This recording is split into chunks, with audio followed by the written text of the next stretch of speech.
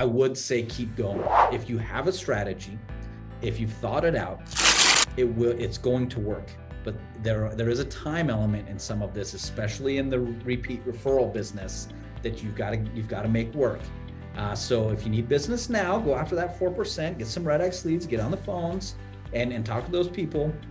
But also give yourself time and grace to grow in the industry and develop that reputation and be that trusted agent, where you're growing your niche. So management and transparency is what's very important. So once you submit a referral, you're going to have your own Home Advantage account, and it's going to tell you where everything sits. So if you have 10 referrals that you've sent into the network, it's going to give you all 10 referrals. It's going to tell you every milestone that client is sitting in, whether they're touring homes, whether they're in escrow. And you now can manage through the Home Advantage application as far as what your pipeline looks like for the referrals that you've sent. And so it's pretty sophisticated, and it's all click of a button, guys. Now the fun part, Robert is always waiting for the live connection. That's right. You get excited. You're like, we're about to go live. And you're like, oh, we'll wait for the pinwheel to catch up, and then we'll be live. You do it, and most of the time it ends up catching it at an interesting or impromptu moment, like right now. Right there. There we go. Here it is. What's going on, everybody? Thanks so much for stopping by another incredible live LabCoatAgents webinar. Super excited about this one. We've got our good friend from REDX, Robert Sullivan. Robert, I'm super excited about this one, with the title being Real Estate Marketing 101. I know so many people are interested in this, how they're growing and scaling their business digitally. And, with REDX's reputation and what you bring to the table, Robert, this is going to be a fantastic one for sure. So thanks for taking the time. No, always happy to be here, Greg. We've done a couple together, and so I always love it when we get to talk and the energy and excitement that you bring. So I'm pumped to be here. Love the LabCoats audience and just talking to everybody here. And I'm excited today too, because here's the deal. Sometimes when I'm talking to agents, I feel a little disingenuous because I've never sold a house. All right. So here I am at REDX. I'm the VP of marketing. I'm not the VP of selling houses. And so I'll get into strategy. Sometimes I'll be like, oh, by the way, though, I learned this by interviewing a bunch of people. But today we're talking about marketing. And I've done that my whole career. So I get excited about that, and really hope to bring some value today. If there's any questions, throw them in the comments, and I'll try to get to them. But Greg, if that's okay, that's what I want to talk about. Something that I actually know something about. Hey, you're being very modest, Robert, and I appreciate you doing that. I know the audience knows, loves, and respects you, but going into it from the standpoint of real estate marketing, this is going to be a wild ride. And to dive deep into your perspective into that, I can't wait. And as you said, we're gonna encourage questions, and I'm gonna be watching those. I'll be watching your back there too, Robert, as we discussed earlier. But if you guys have any questions, thoughts, please drop them in. I'll be watching. You can either interact with us live or save it for the end. But Robert is a wealth of knowledge, so take advantage of the fact that he's here today, LabCoatAgents world and family. So Robert, without further ado, let's just dive into it. Real Estate 101 marketing.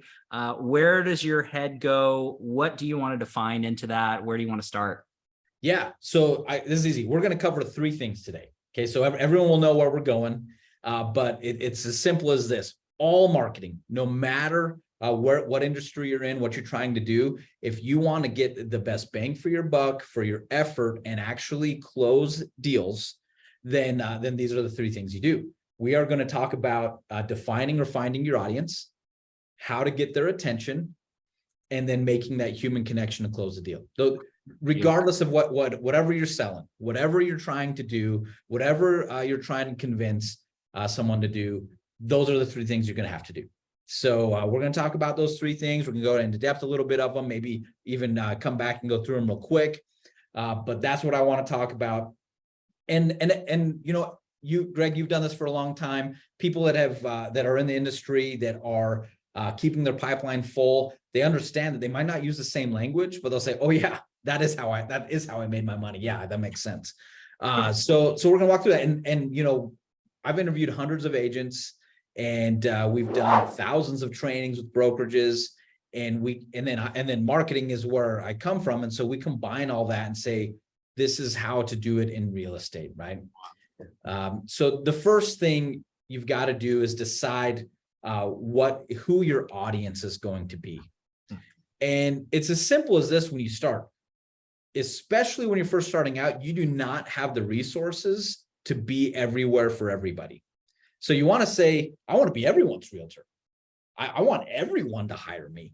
And okay, are you just going to buy out every park bench, every newspaper, every radio ad, be at every community event? You know what, so you start thinking, okay, well, I can't be in front of everybody all the time. So then what? Haas Pratt is someone, he's been on the show with us before, and he says the riches are in the niches. That's the way he says in his Texas drawl. I love that. I heard it as you said it. Yeah.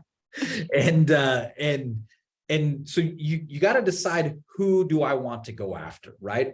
I know I interviewed somebody and they said, you know what, I'm just going after, this was in New York. They said, I'm just going to be this building's real estate agent. And it was a big building, right? It's not like here in Utah, there's no building big enough to make you money off that. But in New York, they said, hey, this building is, I'm going to be their agent. And that's where they concentrated their time, right? So it might be a geographic location, or you might say, hey, I'm a veteran, so I can speak to veterans more. And I know the VA process. I'm going to go talk and speak and be in front of veterans more often because that's what I do. So there's a lot of ways you can divide this up and decide, this is going to be where I want to message. Wow. But there's one strategy that I think everyone can implement, even if they've gone down in geography, because you want to spend your time on people most likely to transact in the next 3 to 6 months. Beautiful. And we know from all of our stats, from NAR stats, or from experience, that everyone in your sphere, everyone you're talking to, generally about 4% are going to transact in the next 3 to 6 months. Those are just the average. That's what we know. Even in 2008, that dipped to like just over 3%. But even in tougher markets, you still have people moving. And then when we were at our height, it was just barely over 4%. So it doesn't fluctuate a lot. There's this group of people that are going to transact in the short future. So with REDX, what I'll tell you, which is who you can be targeting and talking to that is trying to transact right now. You have people like expired listings, FSBOs, FRBOs, and pre-foreclosures. Okay. For sale by owners actually actively trying to sell their home, right? Mm-hmm. And so you might say, oh man, sometimes those phone calls are difficult, or I've talked to them, but you know that they're trying to sell their home right now and don't have an agent, right? So like, that's a pretty easy to say, hey, if I have limited time and money, who should I be trying to get in front of? Someone that's actively trying to sell their home should be pretty high up the list. Well said. Well said. Greg, have you done a lot of for sale by owner expireds before? What have you done? For me in particular, it's that continuous adage that you had mentioned at the very beginning. So specializing in the marketing side of it, never sold a house in my life sort of scenario. For me, it's always from a marketing perspective, looking at it to how to grab attention and saturate a market and ultimately lead to conversion to close transaction. So I feel the same way as you did earlier on in the conversation here. So from perspective of that, I'm not the guy to ask that, but I would say, and this is something I kind of want to turn on you for your first point, Robert, which I think is massively important for anybody to hear, is defining your audience. So as I'm listening, as hopefully the audience is as well, and thinking this thing, how do you personally recommend from a marketing perspective, how to define that audience? If I'm that real estate professional that's tuning in through LabCoatAgents, what would you say? What advice would you give me to identify my target audience? Or is there an exercise, or is there some process that you recommend me going through? I'm just curious. I know this is completely off the cuff. So yeah, no, it's a great question. And it's something that I've talked to a lot of different agents about, because there's a little bit of nuance in how people have come to that, but there's a couple things that I think should always be included. So the first is your sphere. So, and I've seen, if you go to LabCoatAgents right now on the Facebook and someone will say, who should I be talking to? Everyone's like, oh, your sphere, your sphere, your sphere, your sphere, your sphere. That's going to be their answer all the time. And it's because it is a good one. It is the right one, right? So, Sure. So your sphere that's your natural niche right now, right? These are the people that I already know and have influence with.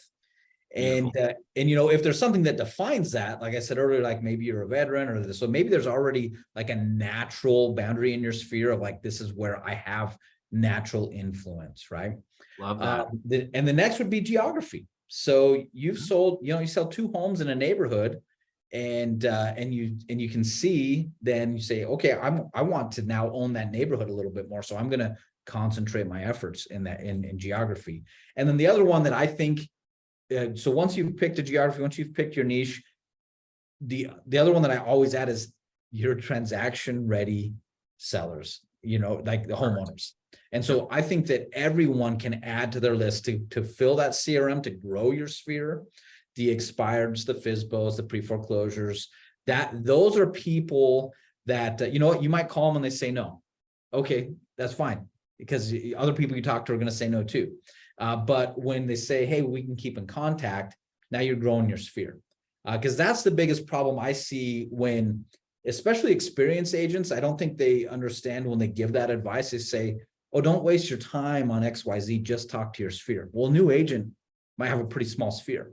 Right. And Well said. and so when you find that niche, that's where you then start to grow it, and you can use other lead types to grow that sphere, because absolutely your sphere is going to be where over time you will get more and more business. But if you're only relying on your sphere as is and not looking for activities to grow that sphere, it'll dry up, and you'll only get the 4% at a time, right? And so you want to grow that. You want to grow your database, your CRM, whatever it is that you call it. And you can do that through different lead types. And then the next activity that we'll talk about, which is once you've identified that niche, once you said, these are the people I want to be in front of, then the next step is to get their attention.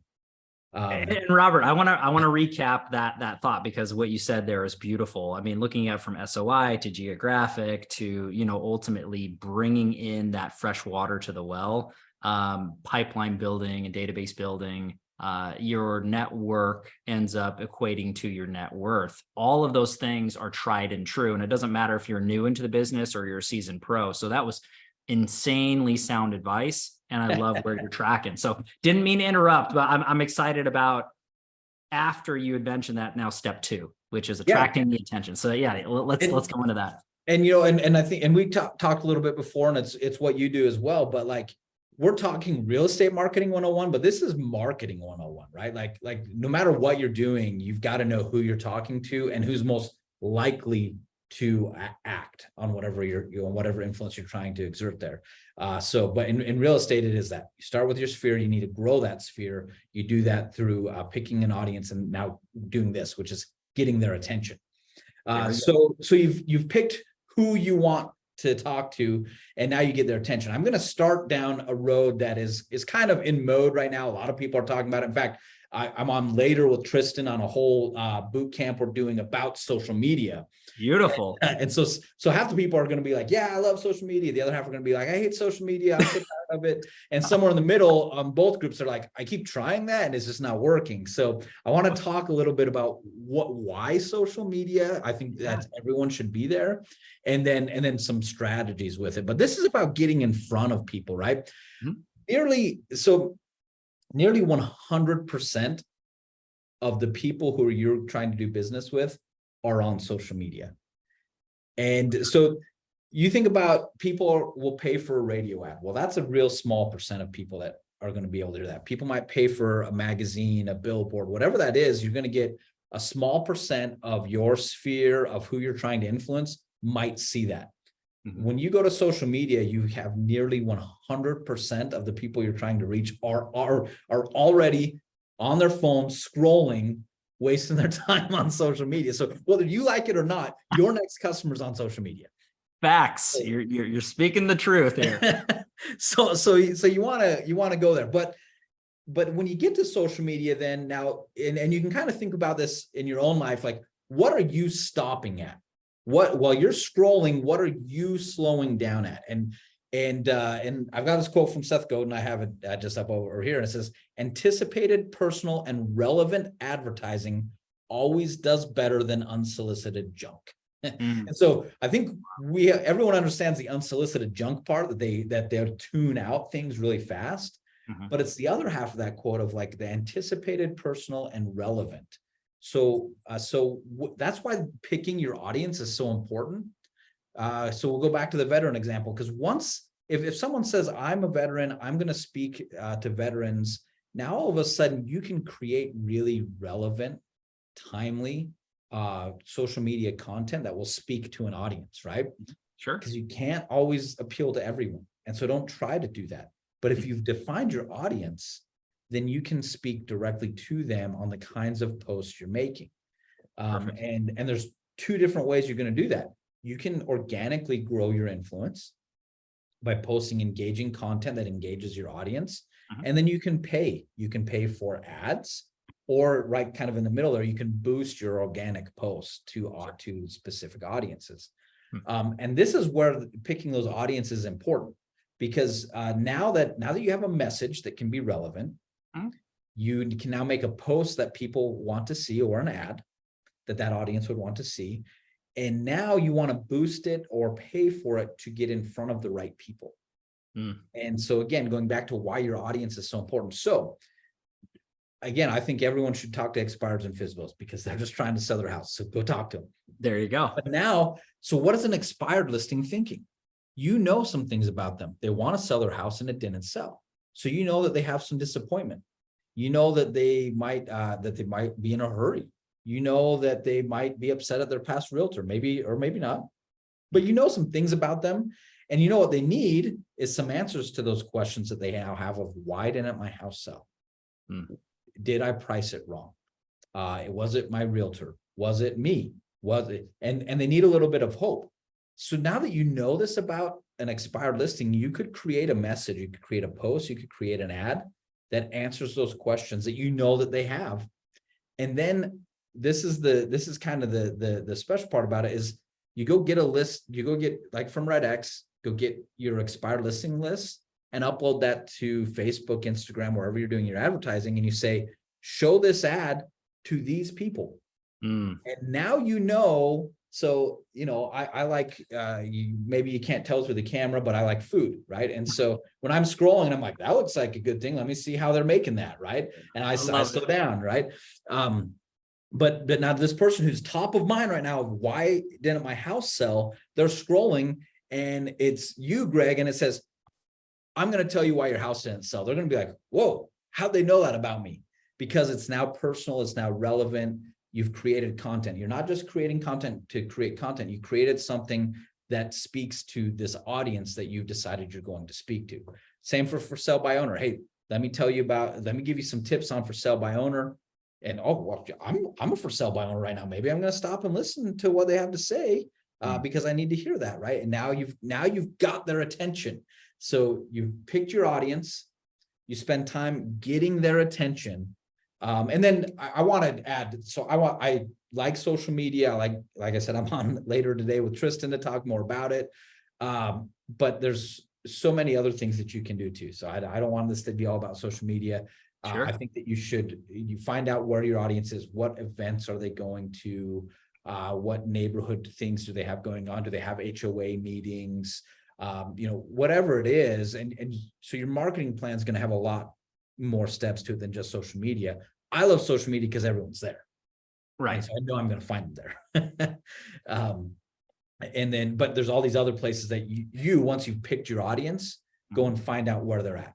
What groups are they in? What neighborhoods do they hang out in? What events do they like? What concerts do they go to? You find that stuff and you're like, I'm going to be in those places so that they see me. Now I've got their attention. Now they say, hey, I know Greg. I know that he helps people sell their homes. I've seen him, and maybe if it's on social media, they know a couple more things about you. They know about your family. They know about your pets. They know, so all of a sudden you're a person, even though you've never met. But they like you. So a good example of this is Tristan, who I've done a ton of events with, and seen him online, seen him in lab coats. But it wasn't until earlier this year at an event that I finally met him in person for the first time. I was like, but we know each other, right? Right. So this is the first time we met in person. And so that is the last step of any good marketing plan. And that's the human connection. All right. And so I as I did before, Robert, I want to pause you before you jump into that, the third and final avenue here. This is a masterclass, my friend. I know that the title is Real Estate Marketing 101, but you're going deep. You're being granular into detail. You're kind of laying out the foundation of the blueprint, for everybody out there. So if you do have questions, please jump in. I mean, the man is here. Ask him now. Forever hold your peace, that sort of scenario. But Robert, I love how you're articulating it to really breaking it down to the audience and then attracting their attention on different media platforms with content that really matters to them, that really connects on a personal, emotional, and a time standpoint. Being ready for them when they are ready to transact and ultimately showing up in the right places, right time. You're not just slapping something together here. There's a lot of thought and detail that goes into your media pack or your marketing plan to execute. So I hope everybody's hearing that and understanding that. But what I also love about you, Robert, is you're bringing into a real scenario for real estate professionals, because not everybody is massively into the digital aspects, even though we're on LabCoats right now. And even though, you and I are on the same page with saturation of digital aspects, there's a massive level of physicality behind the business. And so you talked about physical events and neighborhoods and being physically face-to-face and involved and kind of bringing the digital and the physical together. I love what you're saying here. So, please keep going. This is incredible information. I hate to even interrupt that, but I always try to recap for myself, but then for the audience out there too. So this is great stuff. No, it's good to hear. I mean, we've only got like 10 more minutes or something. I know. But like I could like this is why I was excited, because I'm like, oh, I could talk about this for hours. Now, whether someone wants to listen to it or learn anything from it, I don't know. But I could just keep talking about it because I get excited about the marketing side of all of it, right? Mm-hmm. And yes, exactly what you're saying. That's the ultimate goal of picking your audience, getting in front of them, is to finally make the human connection. That's where you're going to be able to do a presentation, do an ask, and actually try to close a sale, right? So, you've found this audience, you've gotten in front of them on social media and in person. So there's some human element in the middle there as you're getting their attention. But the last part is this human connection where you actually say, hey, that I sell real estate and that I help people sell their homes. And I see that you're in need of that. So we're going to make a connection now, and we're going to see if I can be your guy, right? And so that's going to happen now. It can happen over the phone. It can happen in knocking their door, but it happens when the need comes now that you actually are going to make a connection and an ask. And so we're going to follow the same person through that we talked about an expired lead. So you've decided at the very beginning that part of your audience is going to include expired leads. Sure. You've uploaded your expired leads to Facebook, their contact, and you've sent them an ad that says, "Oh man, let me tell you why your house didn't sell," or "Hey, I'm so sorry your house didn't sell. Let me tell you how I could help." And they've seen that, and now this is the cool part. Okay, so you've picked that as your audience. You've gotten in front of them. Now you pick up the phone and you dial this. This person's talked to 10 other agents, and they were mad about talking to him. But they pick up the phone and you say, "Hey, this is Greg." And I say, "Greg, do I know you?" "Yeah, you do, because you saw me, because I was at that community event, because I was on your Facebook feed, because I paid to be in your feed, and but you do know me." And so now that has facilitated an actual conversation instead of the defense being up as soon as you call or knock on their door or wherever it might be. Now, when you make that human connection, it makes sense, because they've put you, they say, "Hey, I know who Greg is. I know what he does. And so I know how this conversation is going to go. And I know him. Maybe they like you. But they built trust, because they're like, I've seen this person around enough that now having this conversation is going to be a little bit easier, because I have some trust in what they actually do." So what used to be, we call it a cold call, now is really a warm call, because they know who you are and what you do. So when you call and say, hey, I saw that you listed 1, 2, 3 for sale and it didn't sell. Are you still trying to sell? Yeah, I'd love to. Well, I want to, if you're interviewing new agents, I'd love to be one of them that you interview. And they're like, yeah, you're someone that I know I can trust. So I now am comfortable inviting you over for a listing presentation and putting you in that mix. But that's the importance of doing all of it. Right. If you just start at the beginning and do the cold calls, then you might have this negative experience that you can see people talk about. But when it's part of a full marketing plan of you getting in front of your audience so that they know, I can trust you before you make that call, then now it's very warm. And that works with your sphere, right? So that's the other thing why I laugh when people are like, your sphere. Well, you might have your phone and call a contact. That's still a cold call if you're like, hey, I want to be your agent, right? But if you do the middle part of getting in front of them on social media and in the places they are in the community, then now it's not a cold call. And in your sphere, what you're hoping is over time that now you're not even calling them, they're calling you, right? That's the whole point of doing steps 1 and 2 with your sphere, is that when they have a need, they think of you before you're even calling them. But that happens over time. That doesn't happen tomorrow. It doesn't happen, when you've started your business today. That happens over time of doing steps 1 and 2 over and over and over again, so that you have the attention of the right audience for an extended period of time that they call you. In the meantime, that's why that 4% is so important, because you want to be talking to people that need to transact right now while you're growing that reputation of the person that they'll call. Wow. So that's it. That's picking your audience, getting their attention, making that human connection for the close. And you can do it in any business, but here in real estate, just real quick, because we are REDX, you can see the link in the comments to get the special LCA discount, but REDX can facilitate that, right? We can give you a list of people in a geographic location through GeoLeads. We can give you people ready to transact an expired FSBO, FRBO, pre-foreclosure.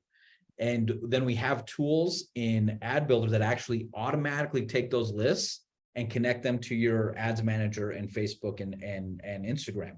So you don't have to do the download, upload. You don't have to figure out all this technical stuff. You just push a button and say, make me an expired list. And that is now in Facebook for you to target. And then we've got a dialer. So then you say, here's all the people I'm targeting on social media. I'm going to call them tomorrow. And you walk through. So we're here to help, that we can do all that when you create your marketing plan that involves finding that audience, getting their attention, and making that connection. We want to help. So that's it. I Robert, promised 30 minutes, and I think I just did it. You did, with a few moments to spare, my friend. And it seems like a mic drop moment where you're like, that's it. You went through so much detail, Robert. And again, being a true practitioner as you are, it really shows. And there's so many thought processes. But what's great about it is you're not just laying the foundation, you're literally giving anybody who's tuning into this with this live or after the fact, the opportunity to go down the road, the next steps, right? Guided hand in hand. If this is something that stands out to you that you really want to implement and accomplish, you've got Robert and REDX here to support that, to foster that relationship. And hey, you know what? If this is something that you're doing on your own already and you're finding success, that's wonderful. But if you need that helping hand, that next step or guiding light, Robert's there to help you every step of the way. I think that, as you mentioned this, there's so much that stands out to me. And I know that keeping it a time frame, you and I could nerd out with one another all day long, Robert. This is so great. But something that really stood out is attracting, not chasing. And when you're setting up what you had mentioned for identifying your audience and then really looking at it from an attracting and then that human connection standpoint, you're really bringing everything full circle. There's nothing different than what you mentioned digitally that the top producers on the planet have done for years physically, right? So it goes hand in hand. There's just leverage points and automation, into my perspective, utilizing technology to help. So I love everything that you said and so much more. And this has been a fantastic thing. As Robert said, there is a link for REDX for a discount.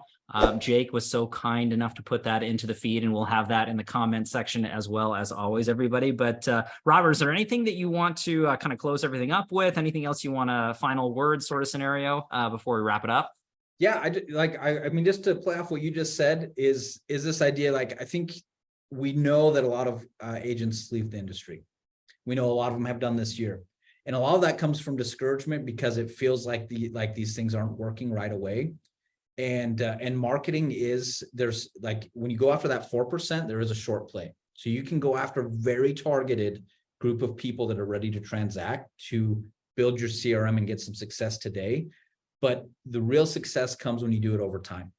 And so to those agents that are struggling, to the ones that say, man, I've been making posts, I've been going to the events and I haven't seen it yet, I would say keep going. If you have a strategy, if you've thought it out, it's going to work. But there is a time element in some of this, especially in the repeat referral business, that you've got to make work. So if you need business now, go after that 4%, get some REDX leads, get on the phones and talk to those people.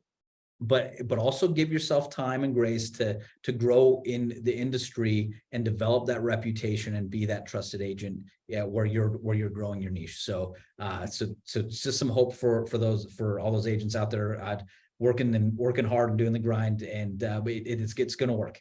So keep up the good work. Love it, Robert. I can't thank you enough for taking the time and shedding such beautiful light on everybody in the LCA family, really just helping to grow and scale, with technology and everything that REDX has to bring to the table. So I can't thank you enough. Everybody out there in the LCA family, I can't thank you enough for your time and attention, love, and support. I look forward to our next live webinar here at LabCoatAgents. I'm your humble moderator, Greg Fowler, and I look forward to seeing everybody real soon. Take care. Thanks.